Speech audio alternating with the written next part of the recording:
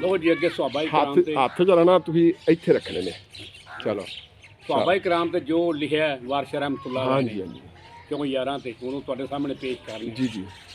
ਚਾਰੇ ਯਾਰ ਰਸੂਲ ਦੇ ਚਾਰੇ ਠੀਕ ਹੈ ਗੌਰ ਨਜ਼ਰ ਜ਼ਬਰਦਸਤ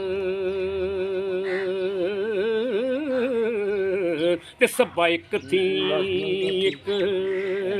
ਚੁੜੇਂਦੜੇ ਨੀ अबू बकर ते उमर उस्मान अली ते आपो अपने गुनी सुखेंदड़े नी ते जिन्ना सिद्क यकीन तहकीक कीता रा रब देसी सब केंदड़े नी ज़ौक छड़ के जिन्ना ने जोद कीता ते वाह वाह रब दे बंदड़े नी ते सूबे चार ने शरा मुहम्मदी दे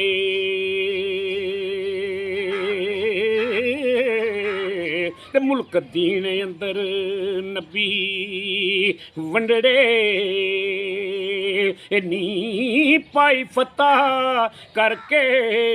जंग काफरां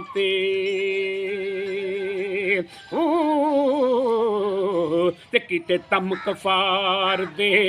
तंदड़े नी ते निगे बान होए सर उम्मतां दे चूल नबी करीम दे झंडड़े नी बाजू बंद रसूल दे डलक मारन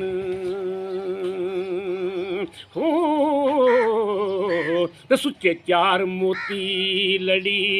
गुंदड़े नी ते जिन्ना फर्क इन्हां विच कुछ जाता